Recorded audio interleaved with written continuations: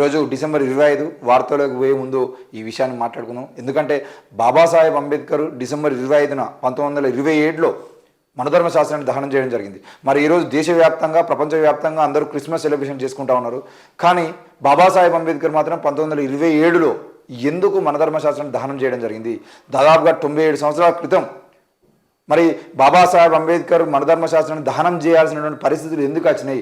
ఈరోజు చాలామంది బాబాసాహెబ్ వారసులు అందరూ కూడా బాబాసాహెబ్ అంబేద్కర్ మనధర్మ శాస్త్రాన్ని దహనం చేసిండు కాబట్టి డిసెంబర్ 25న మేము దహనం చేస్తామని చెప్పేసి అందరూ ఈరోజు దహనం చేసేటువంటి పరిస్థితులు చూస్తున్నారు. కానీ మరి అదే మనధర్మ శాస్త్రాన్ని తిరిగి భారత రాజ్యాంగం ప్లేస్లో పెట్టాలనే ప్రయత్నం చేస్తున్నటువంటి వాళ్ళకి వ్యతిరేకంగా మనం చేస్తున్న పోరాటాలు ఏమున్నాయి?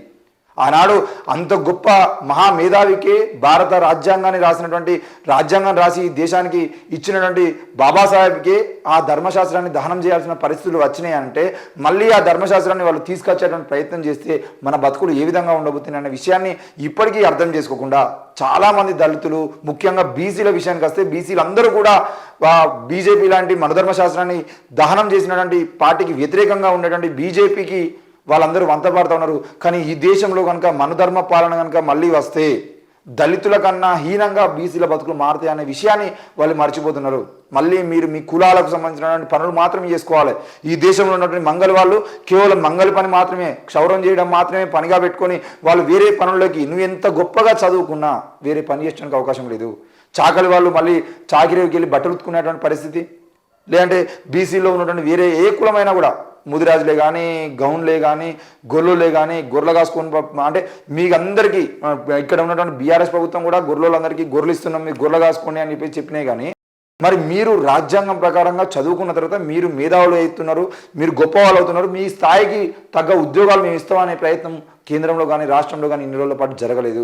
బాబాసాహెబ్ అంబేద్కర్ చూపినటువంటి మార్గంలో బౌద్ధాన్ని ఆయన స్వీకరించి ఆయన చనిపోయే ముందు బౌద్ధమే మనకు శరణ్యం అని చెప్పేసి చెప్పిపోయినటువంటి క్రమంలో బౌద్ధాన్ని స్వీకరించకుండా మరి ఈ దేశంలో బీజేపీ లాంటి మతోన్మాద పార్టీలు మతోన్మాదాన్ని పెంచిపోతున్న క్రమంలో ఇప్పటికీ కూడా మనం ఆ మాయలో నుండి బయటపడకుండా మనమే కులం పేరుతో లేదంటే వర్గాల పేరుతో గొడవలు పెట్టుకుంటూ ఉన్నటువంటి క్రమంలో మళ్ళీ మనధర్మ శాస్త్రాన్ని కనుక ఇక్కడ పాలనకు తీసుకొచ్చి పెడితే మీకు గొప్పగా హక్కుల్ని కల్పించినటువంటి బాబాసాహెబ్ ఇచ్చినటువంటి రాజ్యాంగం కనుక పక్కన పెట్టి మనధర్మ శాస్త్ర పాలన కనుక తీసుకొచ్చేది అంటే ఎంతమంది ఎన్ని పోరాటాలు చేసినా కూడా ఆనాడు బాబాసాహెబ్ అంబేద్కర్ అంత త్యాగాన్ని చేసి తన జీవితాన్ని మొత్తాన్ని ఆ రాజ్యాంగాన్ని రాయడం కోసం కృషి చేసి మనధర్మ శాస్త్రాన్ని దహనం చేసేటువంటి ప్రయత్నం చేసింది కాబట్టి ఈరోజు మనం ఇంత స్వేచ్ఛగా బతకగలుగుతున్నాం. మరి ఆ స్వేచ్ఛనే పోతే, ఆ హక్కులే పోతే మన బతుకులు ఏ విధంగా ఉంటాయి అనే విషయాన్ని మీరు అర్థం చేసుకోవాల్సిన అవసరం ఉన్నది.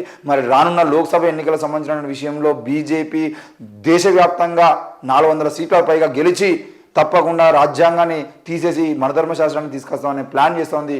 ఇప్పుడు మనమందరం కలిసి కట్టుగా పనిచేయకపోతే రానున్న రోజుల్లో మనధర్మ శాస్త్ర పాలనలో మన బతుకులు ఏ విధంగా ఉండబోతున్నాయి అనే విషయాన్ని ఈరోజు మన పక్కవాడు, మన కులపోడే లేదంటే మన దళితుడే అయినా మన బీసీ బిడ్డనే అయినా వాడు ఎదుగుతుంటే ఊరులైన పరిస్థితుల్లో మనం బతుకుతున్నప్పుడు మరి మనధర్మ శాస్త్రం వచ్చేదంటే నీకు బతుకుండదు, ఆయనకు బతుకుండదు అనే విషయాన్ని మీరు గుర్తుపెట్టుకోవాల్సిన అవసరం ఉంది అని తెలియజేస్తూ ఇక మార్నింగ్ న్యూస్లోకి పోదాం. ముందుగా దిశ పత్రిక చూసినట్లయితే కేసీఆర్ విధ్వంసకారుడు, రాష్ట్ర వనరులను దోచుకున్నాడు, అవినీతిలో ఐఏఎస్లను భాగస్వామ్యులను చేశాడు, రిటైర్డ్ ఐఏఎస్ ఆకునూరి మురళి గారు అంటున్నారు.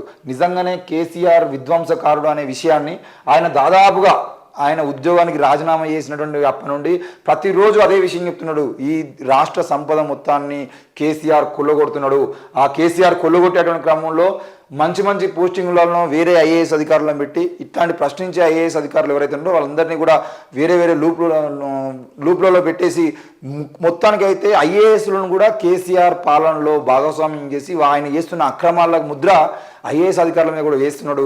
ఇది సరైనది కాదు అని చెప్పేసి అయితే ఆయన మొదటి నుండి చెప్తున్నాడు. మరి ఆ క్రమంలోనే ఇప్పుడు కూడా ఆయన ఏమంటున్నాడు, ఎట్టి పరిస్థితుల్లో కూడా కేసీఆర్ సంబంధించిన విషయంలో కేసీఆర్ పాలన అనేది దాదాపుగా ఆయన చేస్తున్నటువంటి అక్రమ పాలన ఏదైతుందో ఆ అక్రమ పాలన సంబంధించిన విషయంలో మనకు కేసీఆర్ ఉద్యమకారుడు కాదని విధ్వంసకారుడు అని రిటైర్డ్ ఐఏఎస్ అధికారి ఆకునూరు మురళి విమర్శించారు. తెలంగాణ వనరులను దోచుకున్నారని, అందుకే అభివృద్ధి కాలేదన్నారు.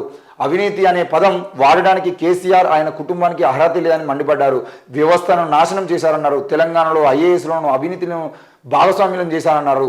మొత్తానికైతే రైతు కోరుకుంటున్నదే చేయాలని చెప్పేసి సమగ్ర అధ్యయనం జరగాలి, టైటిల్ గ్యారంటీ దిశగా అడుగులు వేయాలి, భూ చట్టాల నిపుణులు భూమి సునీల్ చెప్పేసి నిన్న మాట్లాడడం జరిగింది. ఇదే సందర్భంగా కేసీఆర్ విద్వాంసకారుడు అని చెప్పేసి రిటైర్డ్ ఐఏఎస్ ఆకునూరి మురళి గారు అన్నారు. మరి ఈ క్రమంలో మరి ఆయన మొదటి నుండి ఎందుకు కేసీఆర్కి సంబంధించిన విషయంలో అంత సీరియస్గా మాట్లాడుకుంటున్నాడు?